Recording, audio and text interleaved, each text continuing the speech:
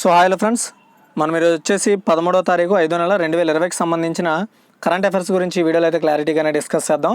Guys, ఈ video చూసే ప్రతి ఒక్కరు కూడా ఈ వీడియోని లైక్ చేసి అండ్ మన ఛానల్కి సపోర్ట్ ఇవ్వండి, బూస్టింగ్ ఇవ్వండి. సో అంతేకాకుండా ఇంతవరకు మన ఛానల్ ఎవరైనా సబ్స్క్రైబ్ చేసి ఉండకపోతే సబ్స్క్రైబ్ చేసుకొని పక్కన ఉండే బెల్ ఐకాన్ అయితే క్లిక్ చేయండి. సో మర్చిపోవద్దు. అండ్ ఈరోజు మనం అయితే టాపిక్ని స్టార్ట్ చేద్దాం. టాపిక్ని స్టార్ట్ చేసే ముందు మన ఛానల్లో సంబంధించి 2 టెలిగ్రామ్ ఛానల్స్ ఉన్నాయి. ఎవరైనా జాయిన్ అవ్వాలంటే జాయిన్ అవ్వండి.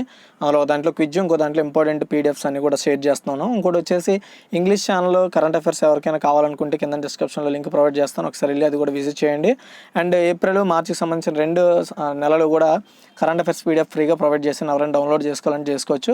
ప్రీవియస్ మంత్ కావాలంటే ₹10 బై చేసి ఇన్స్టామోజోలో బై చేసుకోవచ్చు.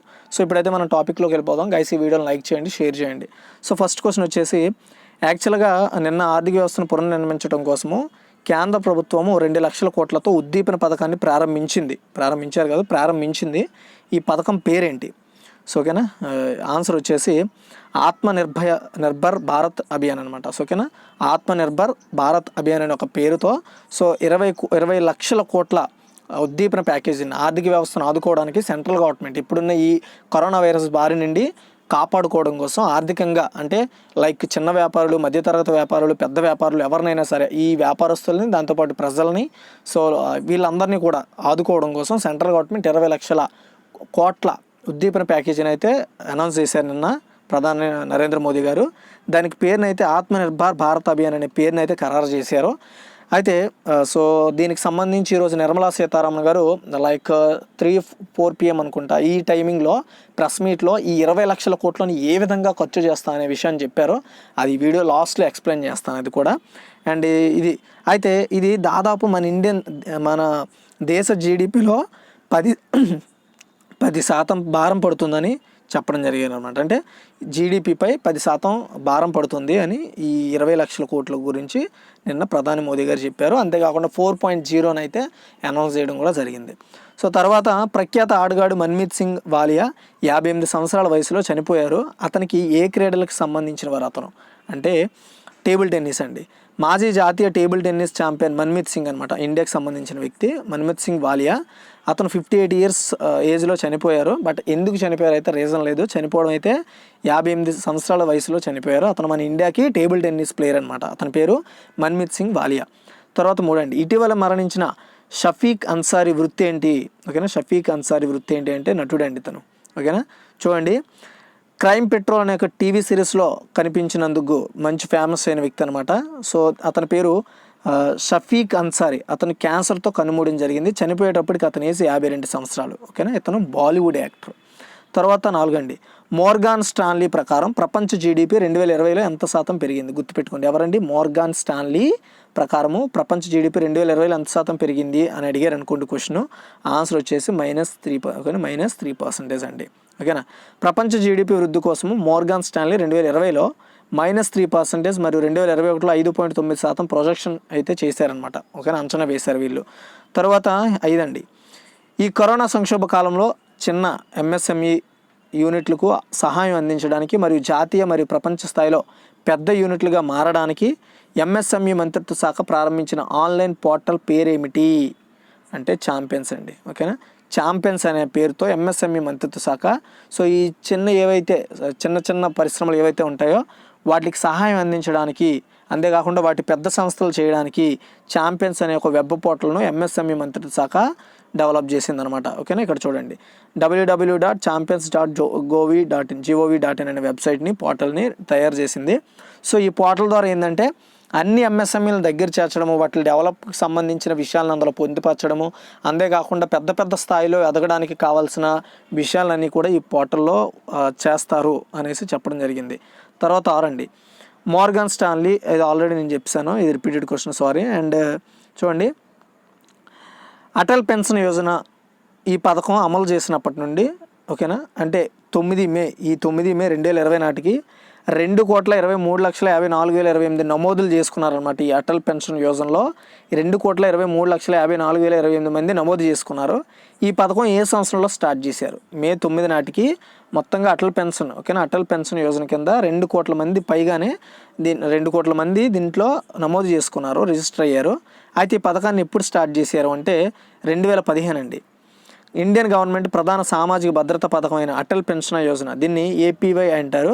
2020 మే 9 నాటికి అప్పటి నాటికి ఉన్న లెక్కల ప్రకారం అది స్టార్ట్ చేసి అది అప్పటికి 2015 అంటే ఇప్పటికి 5 సంవత్సరాలు కంప్లీట్ అవుతుంది అనమాట. 2020 మే 9కి 20 ఇయర్స్ కంప్లీట్ అయింది, 5 ఇయర్స్ కంప్లీట్ అయింది. అంటే ఈ పథకాన్ని 2015 మే 9న ప్రధాని నరేంద్ర మోదీ గారు స్టార్ట్ చేశారు. ఇది ప్రత్యేకంగా అసంఘటిత రంగంలో ఉండే కార్మికులకు ఈ పథకాన్ని వర్తింపజేసే విధంగా, అంతేకాకుండా వాళ్ళు వృద్ధాప్య అంటే లైక్ ఇప్పుడు కార్మిక అసంఘటిత రంగం అంటే ఒక గుర్తింపు లేని రంగంలో పనిచేస్తారు కదా కార్మికులు, వాళ్ళకి పెన్షన్ అందే విధంగా, వాళ్ళకి ఆఫ్టర్ వాళ్ళు పని చేయలేని స్థితిలో ఒక 60 సంవత్సరాల స్థితిలో వాళ్ళకి నెల నెల పెన్షన్ అందించే విధంగా ఒక స్కీమ్ డెవలప్ చేసింది సెంట్రల్ గవర్నమెంట్. ఆ స్కీమ్ పేరే అటల్ పెన్షన్ యోజన అనమాట. దీన్ని ఏపీవై అంటారు అనమాట, అటల్ పెన్షన్ యోజన అనమాట దీన్ని అంటారు. దీన్ని 2015 మేలో స్టార్ట్ చేశారు. అయితే 2000 మే 9 నాటికల్లా ఇందులో 2,23,54,028 మంది నమోదు చేసుకున్నారనమాట.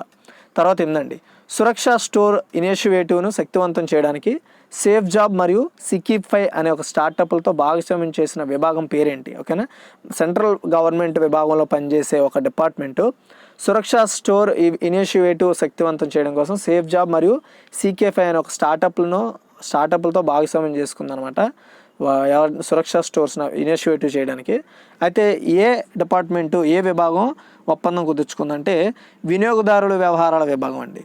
సో ఇప్పుడున్న కోవిడ్-19 పరిస్థితులు నియంత్రించడానికి స్థానిక కిరాణా స్టోర్ స్థాయిలో సాంకేతిక పరిజ్ఞానాన్ని ఉపయోగించడానికి వినియోగదారుల వ్యవహారాల విభాగం 2 టెక్ స్టార్టప్ల పైన సేఫ్ జాబ్ మరియు సికేఫైతో భాగస్వామ్యం కలిగించుకుంది.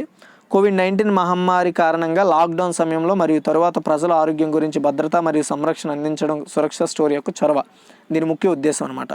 అయితే ఈ ప్రోటోకాల్లను food safety and standard authority of India FSSAI మరియు హోం మంత్రిత్వ శాఖ రూపొందించాయి. అన్ని రిటైల్ దుకాణాలతో సామాజిక దూరం మరియు పరిశుభ్రతను కలిగి ఉన్న వ్యవహారాల శాఖ దీని కిందకు తీసుకురావడం జరుగుద్ది.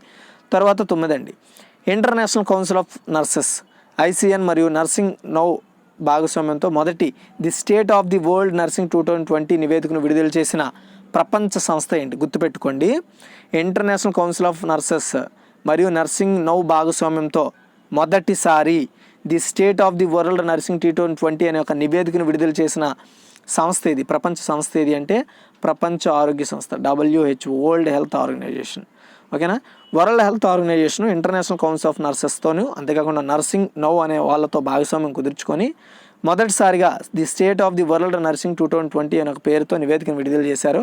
ఈ నివేదిక ప్రకారం ప్రపంచవ్యాప్తంగా 28 మిలియన్ల మంది నర్సులు ఉన్నారు, కానీ ఇప్పటికీ ప్రపంచవ్యాప్తంగా 5.9 మిలియన్లు మాత్రం ఇంకా కొరత ఉందని చెప్తున్నారు అనమాట వీళ్ళు ఇచ్చిన the state of the world nursing 2000 నివేదికలో. తర్వాత 10 అండి, జమ్మూ కాశ్మీర్లో 4G ఇంటర్నెట్ సేవలను పునరుద్ధరించడానికి హైపర్ కమిటీని ఏర్పాటు చేయాలని సుప్రీంకోర్టు ఆదేశించింది. ఈ కమిటీకి ఏ మంత్రిత్వ శాఖ కార్యదర్శి నాయకత్వం వహిస్తున్నారు అంటే ఆన్సర్ వచ్చేసి గృహ వ్యవహారాల మంత్రిత్వ శాఖ అండి. ఓకేనా, కేంద్ర భూభాగమైన యూనియన్ టెరిటరీ అయిన జమ్మూ అండ్ కాశ్మీర్లో 4G ఇప్పటివరకు 2G ఇంటర్నెట్ మాత్రమే అక్కడ అవైలబుల్లో ఉంచారు. ఎందుకంటే కిందటిసారి మనకి ఆర్టికల్ 370 రద్దు చేయడం అంటే 35A రద్దు చేయడం, ఇలాంటి ఆర్టికల్స్ని రద్దు చేయడం ద్వారా అక్కడున్న కొన్ని పరిస్థితుల్ని అండ్ మరి ఏ విధంగా మరి అక్కడున్న పరిస్థితులను ప్రపంచానికి తెలియకుండా చేద్దామనో, లేదంటే అక్కడున్న టెర్రరిస్టుల యొక్క సమాచారాన్ని బయటకు పోకుండా ఉండడం కోసమో, అక్కడ కార్యకలాపాలు బయటపడకుండా ఉండడం కోసమో ఏదైతేనే సెంట్రల్ గవర్నమెంట్ అయితే ప్రజెంట్ అక్కడ 2G నెట్వర్క్ ముందైతే అసలు అక్కడ ఇంటర్నెట్ వాడకాన్ని నిషేధించింది, ఓన్లీ గవర్నమెంట్ ఆఫీసెస్ తప్ప. తర్వాత మెల్లగా 2Gకి వెసులుబాటు ఇచ్చారు. ఇప్పుడైతే 4Gని అక్కడ కల్పించాలనే ఉద్దేశంతో అక్కడ అల్లర్లు రావడంతో సో దాన్ని అక్కడ సమీక్షించడానికి సుప్రీంకోర్టు ఒక హైపర్ కమిటీని అయితే డిమాండ్ చేసింది. దాంతో ఇక్కడ 4G సేవలను పునరుద్ధరించడానికి పిటిషన్లు కోరుతూ డిమాండ్లు పరిశీలించడానికి హైపవర్ కమిటీని ఏర్పాటు చేయాలని సుప్రీంకోర్టు ఆదేశించింది. దీనికి హోం మంత్రిత్వ శాఖ కార్యదర్శి MHA నాయకత్వం వహిస్తారు. అక్కడ పరీక్షలు సమీక్షించి ఏంటనేది రిపోర్ట్ ఇచ్చిన తర్వాత అప్పుడు అక్కడ 4G సేవలు ఇప్పటికిప్పుడు పునరుద్ధరించాలా లేదా అనే విషయంపై క్లారిటీ ఇస్తారు. ఎప్పటికైనా ఇస్తారు, కానీ అక్కడ చాలామంది ఇంటర్నెట్పై ఆధారిత ఉన్న ప్రజలు చాలా ఇబ్బందులు పడుతున్నారు కాబట్టి. తర్వాత 11 అండి, ఇంకో విషయం చెప్పాలనుకున్నా మర్చిపోయాను. సో మన ఛానల్కి సంబంధించి చాలామంది అన్న దీనికి daily current affairs quiz conduct చేయండి అని అడుగుతున్నారు.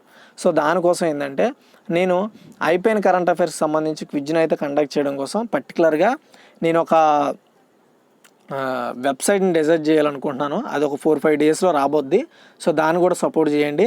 సో అందులో మీరు క్విజ్ అంటే డైలీ అయిపోయిన క్విజ్, మీకు ఆల్రెడీ నేను చెప్పేసిన క్విజ్ అయితే అక్కడ కండక్ట్ చేయడం జరుగుద్ది.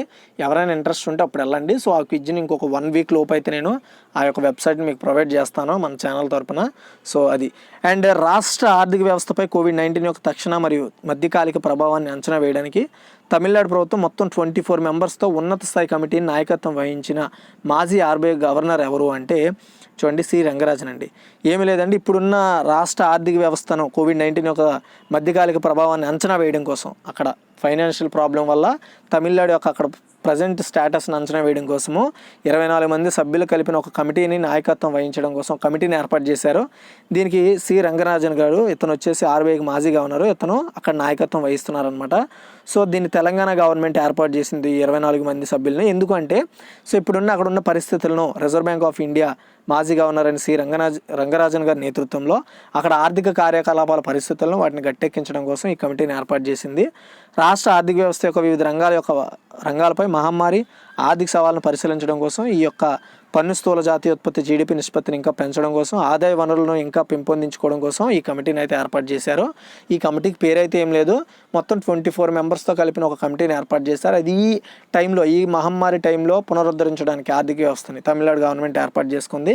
అందులో ఒక మాజీ ఆర్బీఐ గవర్నర్ అయిన సి రంగరాజన్ గారిని ఆ కమిటీకి నాయకత్వం వహించేటట్లు చేసింది.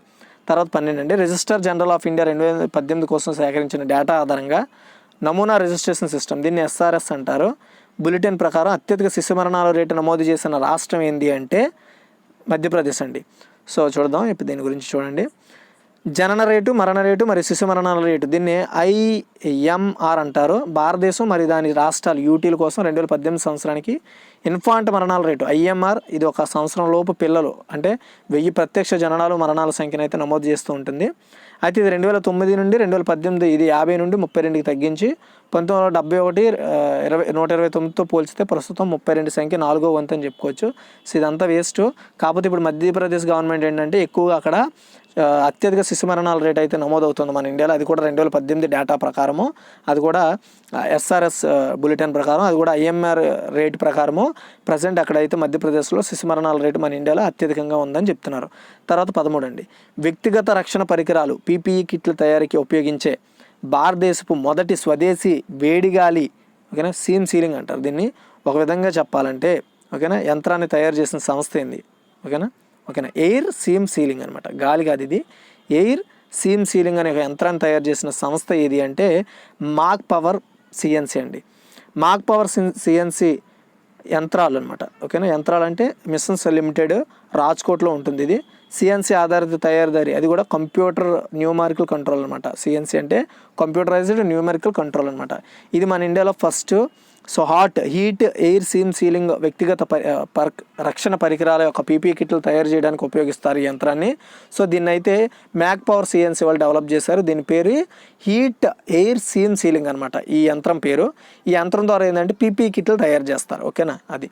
తర్వాత 14 అండి, సిఎస్ఐఆర్ అంటే నేషనల్ ఏరోస్పేస్ ల్యాబొరేటరీ, ఎన్ఏఎల్చే అభివృద్ధి చేయబడిన సిఎస్ఐఆర్, అంతేకాకుండా నేషనల్ ఏరోస్పేస్ ల్యాబొరేటరీతో అభివృద్ధి చేయబడిన నాన్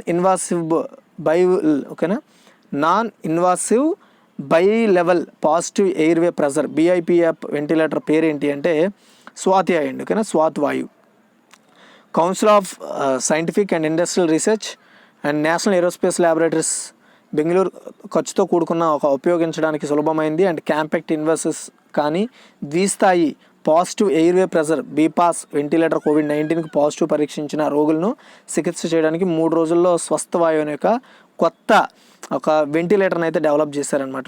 30 days ఆ వెంటిలేటర్లో అండ్ శ్వాసకు సంబంధించి అన్ని విధాలుగా పర్ఫెక్ట్గా ఉండేదానికి స్వాత్ వాయువు అనే ఒక స్వాత్ వాయు అనే ఒక వెంటిలేటర్ని తయారు చేశారు. ఎవరెవరంటే నేషనల్ ఏరోస్పేస్ ల్యాబొరేటరీ వాళ్ళు, council of scientific industrial research వాళ్ళు కలిసి ఈ యొక్క స్వాత్ వాయు అనే ఒక వెంటిలేటర్ని డెవలప్ చేశారనమాట, ఓకేనా. ఇది ద్విస్థాయి అంటే లైక్ ఇద్దరికి ఒకేసారి అందించగల కెపాసిటీ ఉంటుంది వెంటిలేటర్కి. తర్వాత 15 అండి, విద్యార్థి సంఘం బాధను తొలగించడం కోసం HRD మంత్రి రమేష్ పోఖ్రియాల్ నిశాంక్ గారు ప్రారంభించిన central university of Odisha help line పేరేంటి అంటే ఆన్సర్ వచ్చేసి భరోసా అండి, ఓకేనా, భరోసా, ఓకేనా. హ్యూమన్ రిసోర్సెస్ డెవలప్మెంట్ కేంద్ర మంత్రి అయిన HRD మినిస్టర్ రమేష్ పోఖ్రియాల్ నిశాంక్ గారు విద్యార్థుల యొక్క పరిస్థితులను గట్టెక్కించడం కోసం, వాళ్ళ బాధలను తగ్గించడం కోసం ఒడిశా సెంట్రల్ యూనివర్సిటీ CEO దీనికోసం ఒక హెల్ప్ లైన్ ప్రారంభించారు. దాని పేరు భరోసా. దాని యొక్క హెల్ప్ లైన్ నెంబర్ వచ్చేసి 08046801010 నెంబర్ని హెల్ప్ లైన్ అయితే స్టార్ట్ చేశారు. ఇది కోవిడ్-19 యొక్క సమస్యాత్మక సమయంలో కూడా విద్యార్థుల సంఖ్యల బాధలు తగ్గించడం కోసం ఈ హెల్ప్ లైన్ అయితే ఉపయోగపడుతుంది అక్కడ. తర్వాత 16 అండి, ఫిబ్రవరి 2021లో ఫిఫా అండర్-17 మహిళల ప్రపంచ కప్కి ఆతిథ్యం ఇవ్వబోయే దేశం ఏది అంటే ఇండియా అండి. సో యాక్చువల్గా ఈ అండర్-17 కూడా 19 కూడా మన ఇండియాలోనే జరగాలి. బట్ ఇప్పుడైతే పోస్ట్పోన్ చేయడంతో మళ్ళీ 17 యాక్చువల్గా అప్పుడు కంట్రీని చేంజ్ చేసే అవకాశం ఉంది. కానీ ఇది జరగలేదు కదా, మళ్ళీ అక్కడే నిర్వహిద్దామని ఇండియాలోనే ఫిఫా అండర్-17 మహిళల ప్రపంచ కప్ ఫిబ్రవరి 17 నుంచి మార్చి 7 వరకు 2021 వరకు కూడా మన ఇండియాలో షెడ్యూల్ చేశారు. ఇప్పుడు పాలక మండలి 2020 మే 12 అయితే ఇక్కడ జరగాల్సి ఉండేది.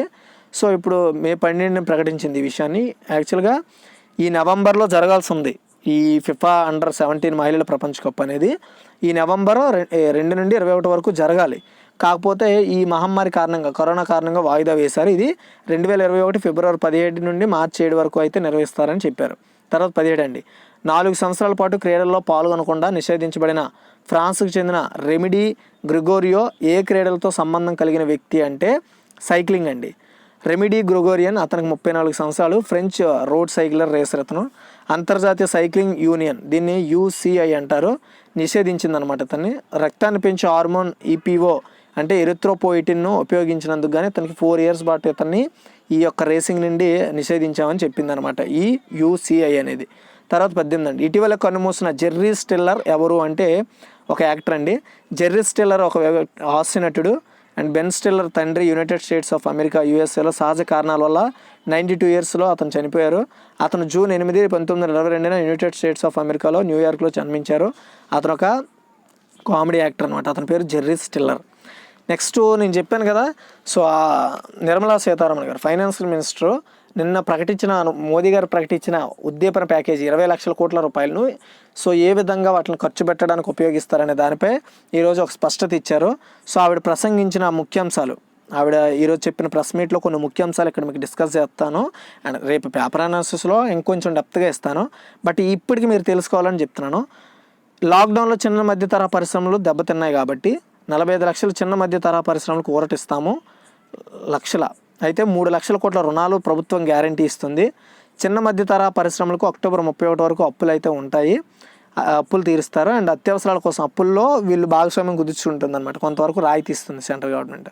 అత్యవసరాల కోసం చిన్న మధ్య తరహా పరిశ్రమల కోసం 20,000 కోట్ల అప్పులు అయితే తీర్చే వరకు సాయం చేస్తామని, 4 సంవత్సరాల కాలమరిపితే అప్పులు తీసుకోవచ్చు. విద్యుత్ డిస్కులను ఆదుకునేందుకు 90,000 కోట్ల నిధులు అయితే సమకూరుస్తాం. ECF ప్రభుత్వం ఇస్తున్న సాయంతో మరో 3 నెలల పాటు పొడిగించడం అయితే చేస్తాము. అంతేకాకుండా 70.22 లక్షల మంది ఉద్యోగాలకు లబ్ధి ఉంటుంది. ఇందుకోసం 2,500 కోట్లు కేటాయిస్తాము. ప్రాథమిక సెకండరీ మార్కెట్లో పెట్టుబడులపై 30,000 కోట్లు అందిస్తాము. నాన్ బ్యాంకింగ్ ఫైనాన్స్ కార్పొరేషన్లు ఆదుకునేందుకు 30,000 కోట్లు ప్రకటిస్తాము. ప్రభుత్వ రంగ సంస్థలు ఇవ్వాల్సిన బాకీలు తీరుస్తాం. విత్ ద ల్యాంప్ అని కూడా పిలుస్తారు వీటిని. అండ్ ఈరోజు ఫ్లోరెన్స్ నైటింగేల్ యొక్క 2200వ జయంతిని సూచించి 2020 సంవత్సరానికి థీమ్ నర్సుల దారికి the voice nursing the world health అయితే చెప్పారు. అంతేకాకుండా కేంద్ర ప్రభుత్వ సంస్థల పరిధిలోని కాంట్రాక్టులన్నీ 6 నెలల వరకు పొడిగిస్తాము. కరోనాతో వాయిదా పడిన రియల్ ఎస్టేట్ నిర్మాణాల కాలపరిమితి 6 నెలల పాటు పొడిగిస్తాము.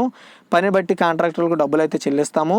ఇక పన్నుల విషయానికి వస్తే రేపటి నుంచి మార్చి 2021 నాటికి చెల్లించాల్సిన TDS, TCS 25% తగ్గిస్తాము.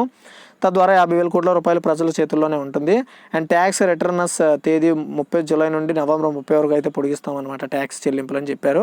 సో ఇదిగా ఈరోజు నిర్మలా సీతారామన్ గారు చెప్పిన ప్రెస్ మీట్లో ఇంపార్టెంట్ అప్డేట్స్. కాకపోతే రేపు ఇంకొంచెం క్లారిటీగా పేపర్ అనాలిసిస్లో చెప్తాను. And if you like this video guys, నేనైతే చెప్పాను, నాకు కొంచెం వాయిస్ బాగోక నేను ఇప్పుడైతే క్విక్ రివ్యూ చేయలేను. సో ఒక 4 days 3 days టైం పడుతుంది. అండ్ అర్థం చేసుకోండి. డెఫినెట్గా నేను తర్వాత ఒక 4 days తర్వాత నేను మళ్ళీ కంటిన్యూగా చేస్తాను. And thanks for watching guys.